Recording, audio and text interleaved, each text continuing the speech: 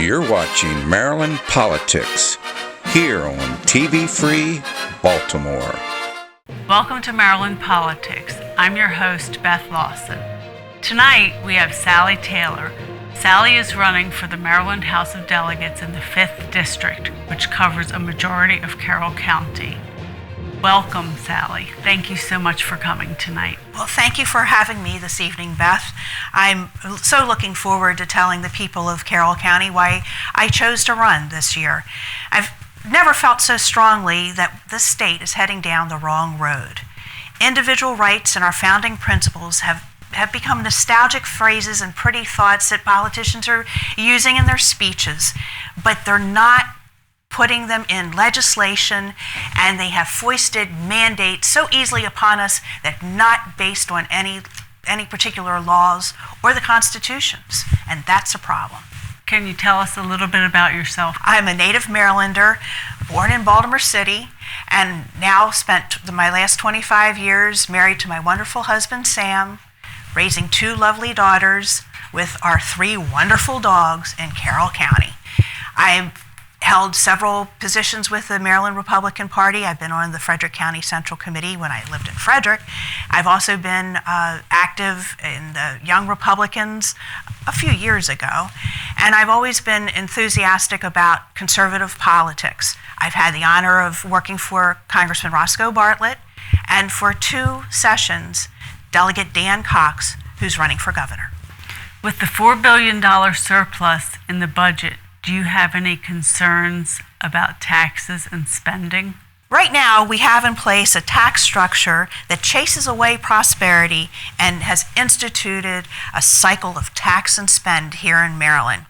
In fact, it's kind of sad, but one of the studies that actually a lot of elected officials are looking to come from actually 2 moving companies. The North American Moving Services said that Maryland saw the 5th most outbound moves and has made the list of the top 10 states who have had outward migrations since 2015.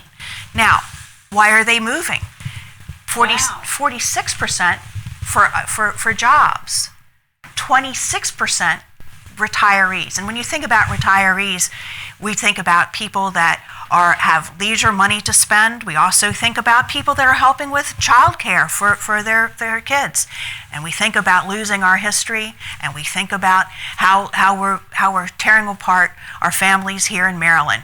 That is a significant amount of outward migration from Maryland. A couple solutions are to cut the corporate tax, which is now 8.25%, back down to the 7%, and that would spur more job creation and keep businesses here in the state of Maryland. And the other solution that has been moving through the legislature this year, and if it's not successful, I would continue the fight, is to reduce the income tax on all Maryland retirees. Surely your constituents have more concerns other than that huge issue. Can you tell us more about your views on crime and safety for your constituents? Well, I want to be perfectly clear. I do not support any defunding of the police. I support fully funding our police departments in every county and in every town and in the city. This is critical. It's what our citizens expect. But one organizational fix that I think that would work, particularly in our larger jurisdictions where they have commissioners, is to get rid of the commissioners and start electing sheriffs and allow those sheriffs to be directly accountable to the people and no other politician. Especially over the last 2 years, the general public seems to be in the dark about what's actually happening behind the scenes. I think one of the easiest fixes, quite frankly, is for state agencies to start answering the phone. Public information officers equipped to know where to direct individuals with their questions. But more than that, these last 2 years we've seen our all of our elected officials stand behind closed doors. You cannot tell me that if the police and their families had been able to come to Annapolis and lobby that all of the anti-police legislation last year would have passed. But even more importantly, I think there's a couple things that are kind of COVID dividends, if you would say. The use of the Zoom cameras, I hope, continues, because that has allowed people to testify from Garrett County down to Somerset and have a chance to be heard by their legislators. One of the loudest things I'm hearing is about election integrity. There's no greater thing that the government can do is to ensure a free, fair election. And right now, there's more questions that people have. So my reform package would include auditing, and we have in Maryland right now pre-certification of the election are 3 audits done just with the machines.